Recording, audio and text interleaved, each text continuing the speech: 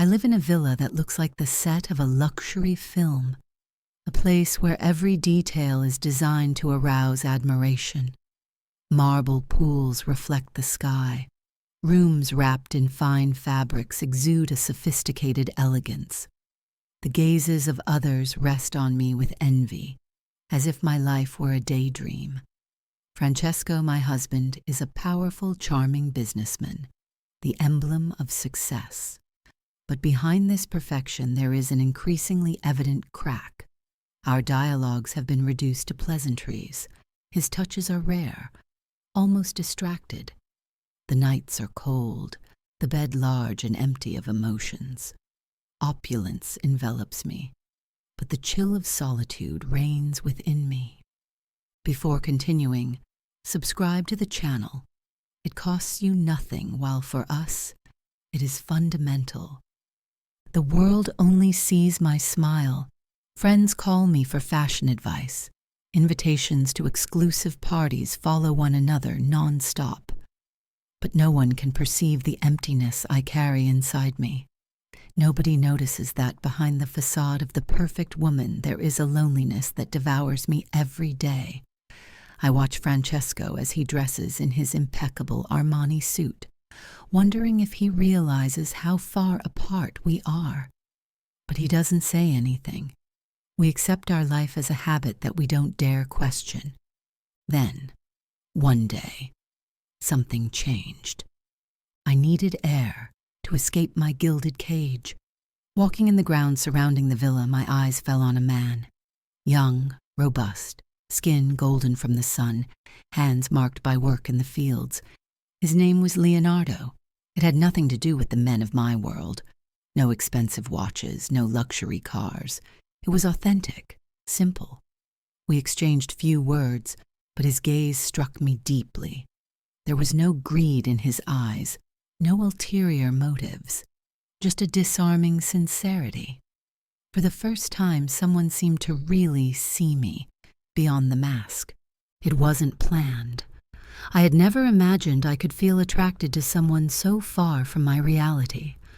But with Leonardo, it was different. Every day I looked for an excuse to go back to the fields, to observe him, to listen to him. The sound of his laugh, his calm and sincere voice, the simplicity with which he spoke about life, everything about him made me feel alive. I don't know exactly when it all started. Maybe it was that afternoon under the old olive tree, when our eyes met for too long, or maybe when our hands touched while we were picking flowers. It was a fleeting contact, but enough to unleash something inside me. Leonardo became a constant thought. Every evening, while Francesco was immersed in his phone calls, I thought about him.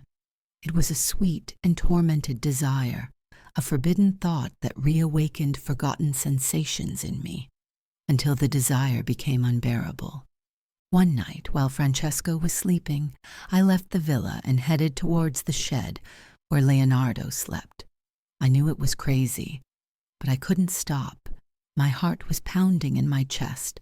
My hands were shaking. When Leonardo saw me, his eyes filled with surprise, but he remained silent. I approached him, and without a word I kissed him. It was a desperate, ardent kiss. It was as if we were both searching for something that had been denied to us for too long. At that moment, my golden life came crashing down. I was no longer Francesco's perfect wife, the impeccable woman that everyone admired. I was just a woman, burning with desire. From that moment on, every opportunity was good for us to meet. Every kiss, every caress, every moment stolen between the trees or under the cover of night was steeped in passion and guilt. I knew it was wrong, but I couldn't stop. Leonardo was everything I had never had. With him, I felt free, alive, desired. Francesco, increasingly busy with business, never noticed anything. I, on the other hand, lived suspended between two worlds, one made of security and luxury, the other of desire and truth. Leonardo often asked me about Francesco, but I avoided the topic. Talking about my husband with him would have broken the spell, would have made real what I was trying to ignore. But the weight of my secret grew more and more every day. Every time Francesco held me in his arms, I felt the guilt sink deeper. Yet even when I was with Leonardo, I knew that our story was destined to end. I was a married woman, and he was a simple worker. Our world was not meant to intersect. Yet I couldn't let it go. Every time I tried to end our relationship, something brought me back to him. Maybe it was the adrenaline, the thrill of a forbidden love, or maybe it was love, and that's it. But deep down I knew I was building a sand castle destined to crumble. One evening, as the sun set behind the hills and the sky was tinged with gold and fire, I found myself once again walking towards Leonardo's hut. Each step was heavier than the last, as if my heart knew I was entering dangerous territory. But my body couldn't resist the call of his. It was like being swallowed up by a vortex, a whirlwind of desire and guilt that I couldn't free myself from. When I arrived, Leonardo was waiting for me. His smile, the same as always, sincere and enveloping, seemed to say that nothing was wrong for him. He welcomed me into his arms and, for an instant, the weight of my life vanished. In that moment, only us existed, far from the world, far from the complications of my existence. We took refuge in the small shed, our secret sanctuary, a humble place that had become the symbol of our forbidden passion. Once I crossed that threshold, I left everything out: the villa, Francesco, the luxury that suffocated me. In that refuge, I was just a woman who wanted to feel loved, without masks, without deception. Leonardo kissed me with increasing intensity, as if every meeting could be the last. The awareness of this possibility made every caress deeper, every whisper more desperate. He took my hand and made me sit next to him on a wooden bench. His gaze was penetrating, as if he were trying to peer into every corner of my soul. That evening we talked more than usual. He asked me about my marriage, my feelings. There was no judgment in him, only the desire to understand the woman hidden behind the designer clothes and the formal smiles. I confessed to him the emptiness I felt, the sense of imprisonment that accompanied me every day. He listened in silence, touching my hair delicately, as if my every word were sacred. And now tell me, what will happen next? Can that bond really remain a secret, or will it end up overwhelming everything? Write in the comments. "You don't deserve this life," he whispered at one point, and his tone had a gravity that made me tremble. Those words hit me deeply. I knew he was right, but my world wasn't so easy to abandon. There were too many things at stake: my marriage, my reputation, the security I had built. Yet for the first time I really wanted to escape, leave everything behind and escape with him, live a simple and authentic life. We stood there, wrapped in the silence of the night, our fingers intertwined. Every minute spent with Leonardo was a precious jewel, a fragment of a clandestine happiness that I knew would not last. After that night in the shed, my world was divided into two. On the one hand, the perfect life with Francesco, the one that everyone admired. On the other, the burning passion with Leonardo, the desire and freedom that I had never known. Every morning, sitting at the breakfast table, I felt trapped. Francesco was reading the newspaper, talking about his business, but I was distant, wrapped up in my thoughts. I thought about Leonardo, his touch, his sincere eyes. Two opposing lives fought inside me, neither of them sufficient alone. One evening, with Francesco out for work, I found myself in front of the mirror. The reflected image was that of a woman I no longer recognized. The luxury, the expensive clothes, the glittering parties. Everything seemed empty to me. And then I understood. I had to talk to Leonardo, figuring out what to do with my life. He crossed the fields under the starry sky, feeling his heart pounding in his chest. When she reached the cabin, she found him sitting outside, his gaze lost in the darkness of the night. He seemed to be waiting for her, although the surprise on his face suggested that he wasn't sure she would actually arrive. His smile was barely visible, but behind it, there was a shadow of concern. She sat down next to him, the heavy silence between them like a foreshadowing of what was to come. It was a different silence than usual, full of unanswered questions, of unspoken thoughts waiting to be spoken. Every breath felt like a step closer to a truth they both knew they had to face. The weight of that situation became unbearable, and she finally found the courage to express what was tormenting her soul. She could no longer go on like that, dragged between desire and guilt, between the desire to experience that love and the impossibility of abandoning everything she had built. The fear of destroying everything paralyzed her, but the idea of living in the shadows suffocated her even more. Leonardo looked at her with an intense and knowing look.